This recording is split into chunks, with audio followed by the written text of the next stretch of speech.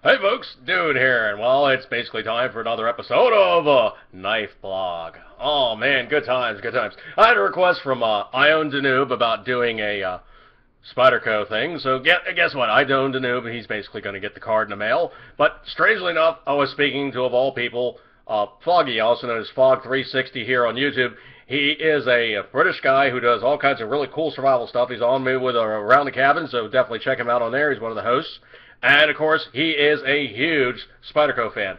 So we were talking, he's like, dude, your bailout bag video, what is that knife that you're holding? And I'm like, in what part of the video? And he goes, no, dude, it's like, what knife are you holding in the thumbnail? And I was like, well, he didn't say thumbnail because he didn't know what the thumbnail was, but basically the still photo that actually says that this is the video, but the thumbnail picture was actually a Wayne Goddard, also known as the Goddard Spyderco. Now, the Goddard Spyderco is actually a very decent little knife. This one basically being one of the cooler ones because it's a 50-50 blade, and you can see it does actually say Wayne Goddard on there. Designed by Wayne Goddard. Of course, it says Spyderco ATS 55, and it does say Seiki City, Japan. So this is actually one of the really good ones. I did put a little quick polish on board, but you know what? It's got scratches. It's got character. It's a user. Now, the other thing, too, is this knife is actually one of my absolute favorites for one very good reason. Of course, you can switch the clip around. It's one of those ones that has the square slot in the bottom with the two-sided screw. You basically use 2/4, and you basically can flip the belt clip to either side. The handle is FRN, so that's fiberglass nylon reinforced, and the handle design is such, it is just, well, let me just say why it's my favorite handle design of any Spyderco. Basically, you grab this guy, you go up, there is no prominent choy to worry about because you have this handle grabbing you back, and the blade control in this thing is just amazing. The blade is actually kind of not really anything more than just like a really big Delica. It's got a fairly deep belly on it. The point is basically just a standard, not too terribly crazy, just standard point. It has your standard flat top with a good square edge. If you were to use this thing for like a ferrocerium rod, you might want to touch it up a little bit and get it a little more square. It does have a very big, I think that's like a 1 centimeter hole. There's no way in the world you're going to miss that. But you really don't need it with this knife, and here's the reason why. This knife is not an assisted blade. But here's why I love this thing so. Hang on a second, make my angle right.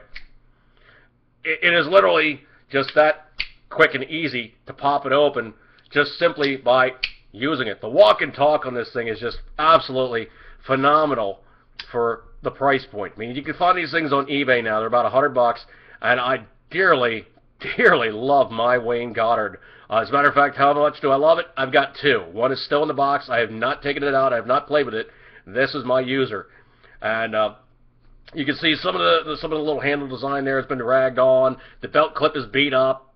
It's a user, okay? I am not afraid to take these things out and play with them. It is a using, working knife. That's why it's intended to be taken out of your pocket and utilized for such. Now, funny story with this thing. Let's get the measurements in real quick and dirty here.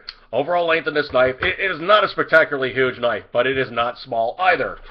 Okay, overall length on this knife is going to be, from nose to butt, it is going to be every bit of about 8.5, almost 8 5/8. Okay, so it's not a small knife. If you want to do it in centimeters, it is going to be 26 centimeters in length. Blade length, of course, being, what is this, almost 11 centimeters, like 10.8, 10.9 centimeters in length. So inches, it's going to be approximately about a 3.5-inch blade, maybe just a skosh more, okay? Actual belly on this thing is pretty prominent. It has about a 1-inch belly on it. I mean, it's pretty fat. If you want to do that in centimeters, it's going to be 2.5 centimeters, so 24, 25 millimeters. It's not a small knife. Now, the reason why this thing sticks out and makes itself known is for this very good reason. Okay, you have this thing in your pocket, okay? Obviously, you got it in your pocket. Very prominent belt clip, right? And I literally was walking through Disney just like this. Now, the Mickey Mouse security looks for belt clips. I got busted in Disney carrying this knife. Now, it's not so much a case where they're like, okay, we're going to seize your knife, you're screwed, you're not going to get it back. Nothing like that. What they do is they take the knife and they give you this little locker, what kind of looks like the bus station or the plane station lockers, where you basically put your stuff in, throw a quarter in there, turn the key, and you get the key to take with you. same deal, okay? Basically, the box was laughable. I swear the hole in the box was about that, okay? It's this little tiny mail slot that's just big enough for you to put your knife in, throw your quarter in, turn the key, take the key with you, and you got your knife secured in the little lock box. I mean, this thing fit in there, no problem. But the funny part about it is I got busted in Disney with the pocket knife. They didn't realize I also had my Swiss Army in this pocket, and I also had my Spyderco Spider card in my wallet. I always carry those two knives with me, always. So much so that I've almost flown with them by accident. That's going to be other videos, don't worry about that. But this one I'm breaking down, I want to give you guys kind of a close and personal here, because this one here is going to be, hang on a second, let me get this thing quick wiped off so you don't see fingerprints and a still picture. This is going to be the Goddard. Of course, it's going to be the Spyderco Wayne Goddard. Oh, man, this knife is just flipping phenomenal. I definitely commend it to you. Fogg is looking at this picture right now, and he's probably losing his brain. Dude, get yourself one of these knives. You will not be terribly unhappy. Get yourself a Wayne Goddard Spyderco. Also known as the Spyderco Goddard. They are on YouTube. They're around. Don't even worry about it. They're still playing them around. They're not running out anytime soon, but they are discontinued models, so jump on them. ATS 55 and FRN handle. That's Spyderco goodness, man. I'm going to break off with this one, but, you know, this episode here, this was won by I Owned a Noob. That's right, I Owned a Noob. So, dude, you get yourself your free copy of the 10% off card from, that's right, Hydra Print Services, dude. You're going to get one of these in the mail. I'm going to get your mailing address, kick it out to you. You definitely get yourself a 10% off to get your stuff just looking exceedingly badass, like my cav arms done in multicam. Man, I can not tell you how cool that thing looks.